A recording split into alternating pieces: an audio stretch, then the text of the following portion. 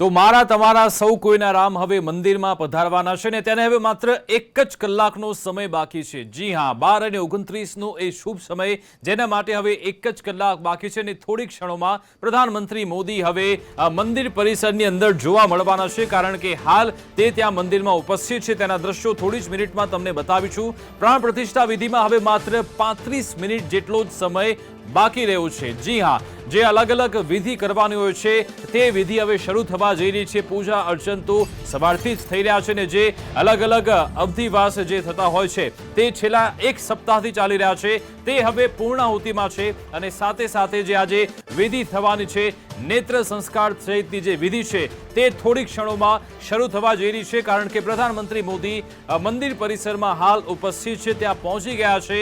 8000 જેટલા જે વીવીઆઈપી મહાનુભાવ છે તે પણ હાલ મંદિર પરિસરમાં ઉપસ્થિત છે અને તેની બહારથી અયોધ્યાવાસીઓ આ જે ક્ષણ છે તેને પણ નિહાળી રહ્યા છે। સાથે સાથે દેશભરના લોકો, વિશ્વભરના લોકો પોતપોતાની સગવડ અનુસાર પણ ટીવીના માધ્યમથી, મોબાઈલના માધ્યમથી આ જે ક્ષણ છે તેને નિહાળવા જઈ રહ્યા છે। જી હા, માત્ર હવે એક કલાકનો સમય બાકી છે। જે 84 સેકન્ડનું જે શુભ મુહૂર્ત છે 12:29 થી લઈ આ શરૂ થવાનું છે। 84 સેકન્ડનું આ શુભ મુહૂર્ત, તેમાં પ્રાણ પ્રતિષ્ઠા થવાની છે।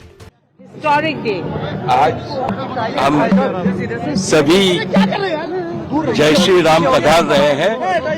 जनवरी 22 राम दिवाली होगी पूरे भारतवर्ष के लिए। आगे आप लोग प्लीज हटिए, प्लीज हटिए।